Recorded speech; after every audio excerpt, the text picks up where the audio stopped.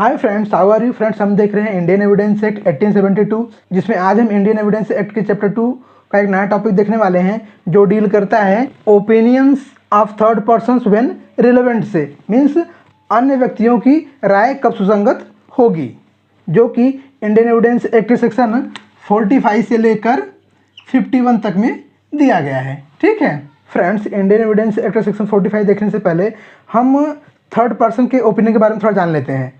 Friends, generally third person की जो राय है, थर्ड पर्सन का जो ओपिनियन है वो इररिलेवेंट होता है और गवाही में इनएडमिसिबल होता है, क्योंकि जो थर्ड पर्सन है वो जो है उस घटना को उसने देखा नहीं होता है। लेकिन फ्रेंड्स, कोर्ट के सामने ऐसे बहुत सारे मैटर्स आते हैं जिनके बारे में कोर्ट को नॉलेज नहीं होता, मीन्स जो कोर्ट की नॉलेज के परे होते हैं, क्योंकि कोर्ट को हर बात का नॉलेज नहीं होता। और ऐसा मानना कि कोर्ट को सब चीज़ का नॉलेज है, कोर्ट को सब चीज़ का ज्ञान है, ये गलत होगा। तो ऐसे मैटर्स जो कोर्ट की नॉलेज के रेंज के बाहर हैं, ऐसे मैटर्स को रिजॉल्व करने के लिए थर्ड पर्सन का ओपिनियन लेना जरूरी होता है। लेकिन वो थर्ड पर्सन कौन होना चाहिए? वो थर्ड पर्सन एक्सपर्ट होना चाहिए। अगर वो थर्ड पर्सन एक्सपर्ट है तो ही उसके द्वारा दिया गया ओपिनियन जो है वो रिलेवेंट होगा। जैसा कि मैंने पहले ही बताया कि थर्ड पर्सन का जो ओपिनियन है वो इररिलेवेंट होता है और गवाही के लिए इनएडमिसिबल होता है। लेकिन अगर वो थर्ड पर्सन एक्सपर्ट है तो उसके द्वारा दिया गया ओपिनियन जो है वो रिलेवेंट होगा और गवाही के लिए एडमिसिबल भी होगा। अब ऐसा प्रश्न आता है कि कौन व्यक्ति एक्सपर्ट होगा, कौन व्यक्ति विशेषज्ञ होगा, means who can be an expert. तो इसका आंसर ये होगा कि उस व्यक्ति को एक्सपर्ट कहा जाएगा जिसने किसी फैक्ट के बारे में स्टडी की हो, स्पेशल ट्रेनिंग ली हो,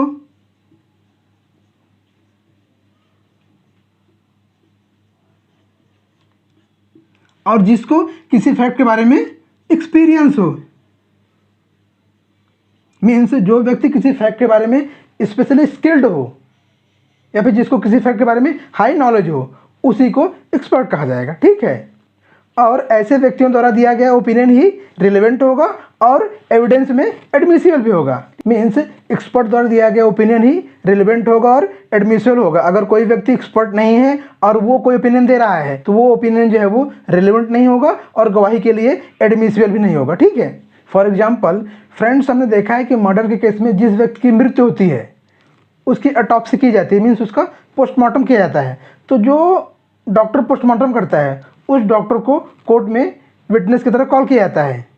तो वो जो डॉक्टर है वो कोर्ट में जनरल विटनेस बन के नहीं आता, वो जो डॉक्टर है वो कोर्ट में एक्सपर्ट विटनेस करके आता है, क्योंकि पोस्टमार्टम करने के बाद डॉक्टर जो है वो पीएम रिपोर्ट में अपनी राय देता है, अपना ओपिनियन देता है कि उस व्यक्ति के मरने का कारण क्या था या फिर उस व्यक्ति के डेथ का अप्रॉक्सीमेट टाइम क्या था। और कभी कभी चेक बाउंसिंग केस में आरोपी जो है वो डिनाई करता है कि चेक पर उसकी साइन नहीं है, चेक उसके हैंड राइटिंग भरा नहीं गया है। तो ऐसे केस में हैंड राइटिंग एक्सपर्ट का ओपिनियन मांगा जाता है और जो हैंड राइटिंग एक्सपर्ट है वो ओपिनियन देता है कि उस चेक पे जो सिग्नेचर है वो उस आरोपी ने किया है कि नहीं किया है, या फिर वो चेक जो है आरोपी ने भरा है कि नहीं भरा है। मीन्स उस चेक की जो हैंड राइटिंग है वो उस आरोपी की है कि नहीं है। और सपोज किसी व्यक्ति की मृत्यु गोली लगने से हुई है तो ऐसे केस में बैलिस्टिक जो एक्सपर्ट होते हैं उनका ओपिनियन कॉल किया जाता है कि वो जो गोली है कौन से गन से चली है। तो फ्रेंड्स, हम इंडियन एविडेंस एक्ट सेक्शन 45 देखते हैं तो देखते हैं कि इसके मार्जिन नोट्स में क्या दिया गया है कि ओपिनियंस ऑफ एक्सपर्ट्स मीन्स विशेषज्ञों की राय।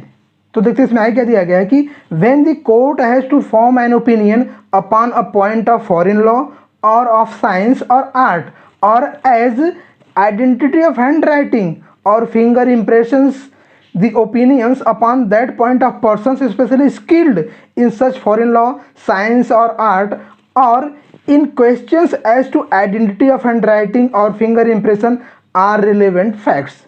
Such persons are called experts. तो फ्रेंड्स में क्या दिया गया है कि जब न्यायालय को विदेशी विधि, विज्ञान या कला की किसी बात पर या हस्तलेख या फिर अंगुली चिन्हों की अनन्यता के बारे में कोई राय बनानी है तो ऐसी विदेशी विधि, विज्ञान या कला में या हस्तलेख या फिर अंगुली चिन्हों के अनन्यता के विषयक प्रश्नों में विशेष कुशल व्यक्तियों की राय सुसंगत है और ऐसे व्यक्ति विशेषज्ञ कहलाते हैं। सिंपल भाषा में, अगर कोर्ट को फॉरेन लॉ के बारे में, साइंस के बारे में, आर्ट के बारे में या फिर हैंड राइटिंग के बारे में या फिर फिंगर इम्प्रेशन के बारे में अगर कोई राय बनानी है तो ऐसे व्यक्तियों द्वारा दिया गया ओपिनियन जो है वो रिलेवेंट होगा जो ऐसे फॉरेन लॉ के बारे में, साइंस के बारे में, आर्ट के बारे में, हैंड राइटिंग के बारे में या फिर फिंगर इम्प्रेशन के बारे में स्पेशली स्किल्ड हों, जिनके पास इन सब के बारे में स्पेशल स्किल हो, जिन्होंने इसके बारे में स्टडी किया हो, जिनको इसके बारे में एक्सपीरियंस हो, अनुभव हो। मीन्स अगर कोर्ट के सामने फॉरेन लॉ के बारे में, साइंस के बारे में, आर्ट के बारे में, हैंड राइटिंग के बारे में या फिर फिंगर इम्प्रेशन के बारे में कोई प्रश्न निर्माण होता है तो ऐसे प्रश्न को सॉल्व करने के लिए कोर्ट जो है वो ऐसे व्यक्तियों की राय ले सकता है, ऐसे व्यक्तियों का ओपिनियन ले सकता है जिनको इसके बारे में स्पेशल नॉलेज है, जिन्होंने इसके बारे में स्टडी की है, जिनको इसके बारे में एक्सपीरियंस है। और जो ऐसे व्यक्ति हैं उनको एक्सपर्ट कहा जाएगा। लेकिन एक्सपर्ट एविडेंस को एडमिट करने से पहले दो बातें जो है वो साबित करनी पड़ेंगी, ये दो बातें प्रूव करनी पड़ेंगी। कौन कौन सी? पहली जो है वो कि the subject is such that expert testimony is necessary. जो सब्जेक्ट है वो ऐसा है कि उसमें एक्सपर्ट का ओपिनियन जो है वो नेसेसरी है, तो ही एक्सपर्ट द्वारा दिया गया एविडेंस जो है वो एडमिसेबल होगा। अगर सब्जेक्ट ऐसा है जिसमें एक्सपर्ट के ओपिनियन की ज़रूरत ही नहीं है और उसमें एक्सपर्ट का ओपिनियन कॉल किया जा रहा है तो ऐसे केस में एक्सपर्ट का ओपिनियन जो है वो एडमिसेबल नहीं होगा। और दूसरा क्या है कि that the witness in question is really an expert. Means जिस विटनेस को एज एन एक्सपर्ट कॉल किया गया है वो विटनेस जो है वो रियली में एक्सपर्ट है कि नहीं है। मीन्स उस व्यक्ति को उस फैक्ट के बारे में स्पेशल स्किल है कि नहीं है, उस व्यक्ति को उस फैक्ट के बारे में स्टडी है कि नहीं है, या फिर उस व्यक्ति ने उस फैक्ट के बारे में स्पेशल ट्रेनिंग ली है कि नहीं ली है, या फिर उस व्यक्ति को उस फैक्ट के बारे में अनुभव है कि नहीं है, एक्सपीरियंस है कि नहीं है उसको। अगर उस व्यक्ति ने उस फैक्ट के बारे में स्टडी किया होगा, उसने उसके बारे में ट्रेनिंग ली होगी, उसको उस फैक्ट के बारे में अनुभव होगा, मीन्स जब वह व्यक्ति उस फैक्ट के बारे में स्पेशली स्किल्ड होगा तो ही उसको एक्सपर्ट बोला जाएगा और तो ही उसका एविडेंस जो है वो एडमिसिबल होगा। अगर वह व्यक्ति एक्सपर्ट नहीं है तो उसके द्वारा दिया गया ओपिनियन जो है वो एडमिसिबल नहीं होगा।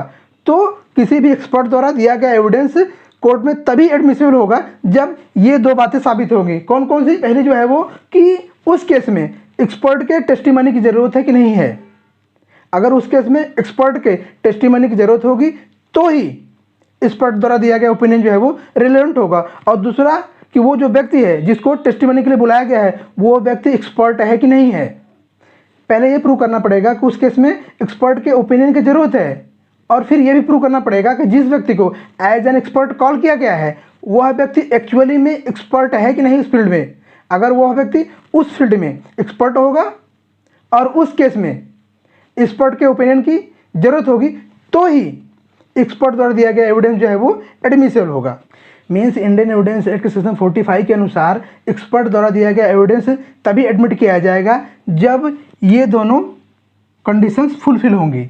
अगर ये दोनों बातें फुलफिल नहीं होती हैं तो इंडियन एविडेंस एक्ट सेक्शन 45 के अनुसार एक्सपर्ट द्वारा दिया गया एविडेंस जो है वो कोर्ट द्वारा एडमिट नहीं किया जाएगा। फ्रेंड्स, इस सेक्शन में कुछ इलस्ट्रेशन दिए गए हैं तो देखते हैं कि उन इलस्ट्रेशन में क्या दिया गया है। तो जो पहला इलस्ट्रेशन उसमें क्या दिया गया है कि the question is whether the death of A was caused by poison. और उसमें क्या दिया गया कि the opinion of experts as to the symptoms produced by the poison by which A is suppose to have died are relevant. Means ऐसा प्रश्न निर्माण होता है कि क्या ए की मृत्यु पॉइजन द्वारा हुई है, विष द्वारा हुई है। तो ऐसे केस में जिस विष के बारे में, जिस पॉइजन के बारे में अनुमान लगाया जा रहा है कि ए की मृत्यु उसी पॉइजन से हुई होगी तो उस पॉइजन से पैदा हुए लक्षणों के बारे में विशेषज्ञों की जो राय होंगी वो सुसंगत होंगी। मीन्स उस पॉइजन को बॉडी में जाने के बाद जो लक्षण आते हैं उसके बारे में जो एक्सपर्ट होंगे उनकी जो राय होगी वो सुसंगत होगी। सपोज कोई पॉइजन लेने के बाद बॉडी नीली पड़ जाती है या फिर कोई पॉइजन लेने के बाद वोमिटिंग शुरू हो जाती है तो जो उसका लक्षण है उसके लक्षण के बारे में जिसको विशेष नॉलेज होगा, जो पॉइजन के लक्षण के बारे में एक्सपर्ट होंगे, वे लोग जो राय देंगे वो रिलेवेंट होगी। मीन्स अगर एक्सपर्ट बताता है कि इस पॉइजन को लेने के बाद बॉडी जो है वो नीली पड़ जाती है और जो व्यक्ति मरा है उसकी बॉडी नीली पड़ गई है, इट मीन्स दैट कि इस व्यक्ति को वही पॉइजन दिया गया है। तो अगर ऐसा कोई ओपिनियन जो है वो कोई एक्सपर्ट दे रहा है तो वो जो ओपिनियन होगा वो रिलेवेंट होगा। ठीक है फ्रेंड्स, हम अगला इलस्ट्रेशन देखते हैं। उसमें क्या दिया गया है कि the question is whether A at the time of doing a certain act was by reason of unsoundness of mind incapable of knowing the nature of the act or that he was doing what was either wrong or contrary to law. The opinion of experts upon the question whether the symptoms exhibited by A commonly shows unsoundness of mind and whether such unsoundness of mind usually renders person incapable of knowing the nature of the act which they do or knowing that what they do is either wrong or contrary to law are relevant. तो इस illustration में दिया गया है कि ए एक व्यक्ति है, तो ए जो है पागलपन की वजह से यह जानने में असमर्थ था कि जो वह कार्य कर रहा था वह गलत था और लॉ के अगेंस्ट था, लॉ के खिलाफ था। ऐसा प्रश्न निर्माण होता है, ठीक है। तो अगर ऐसा प्रश्न निर्माण होता है तो ऐसे में जो एक्सपर्ट हैं उनकी राय जो है वो रिलेवेंट होगी, जो ये बता सकते हैं कि अगर व्यक्ति जो है ऐसे रिएक्ट कर रहा है, ऐसे एक्ट कर रहा है, तो वो जो है वो पागल है। तो ऐसे पागलपन की वजह से उस व्यक्ति को इसका ज्ञान नहीं रहता है कि वो जो कर रहा है वो गलत है या फिर लॉ के अगेंस्ट है। फ्रेंड्स, हम अगला इलस्ट्रेशन देखते हैं। उसमें क्या दिया गया है कि the question is whether a certain document was written by A, another document is produced which is proved or admitted to have been written by A। और उसमें क्या दिया गया है कि the opinions of experts on the question whether the two documents were written by the same person or by different person are relevant. तो इस illustration में क्या दिया गया है कि ऐसा प्रश्न निर्माण होता है कि कोई डॉक्यूमेंट है, वो डॉक्यूमेंट जो है वो ए द्वारा लिखा गया था कि नहीं लिखा गया था, और कोर्ट में एक दूसरा भी डॉक्यूमेंट प्रोड्यूस किया जाता है जो ए एडमिट करता है कि उसके द्वारा लिखा गया है, मीन से साबित है कि जो दूसरा डॉक्यूमेंट है वो ए द्वारा लिखा गया है। तो ऐसे प्रश्न के उत्तर में एक्सपर्ट द्वारा दी गई ऐसी राय कि जो दोनों डॉक्यूमेंट हैं वो एक ही व्यक्ति द्वारा, मीन्स सेम व्यक्ति द्वारा लिखे गए हैं या फिर अलग अलग व्यक्ति द्वारा लिखे गए हैं, रिलेवेंट होगी। सो फ्रेंड्स, आज के लिए बस इतना ही। हम फिर मिलेंगे अगले लेक्चर में इंडियन एविडेंस एक्ट के एक नए सेक्शन के साथ। तब तक के लिए नमस्कार।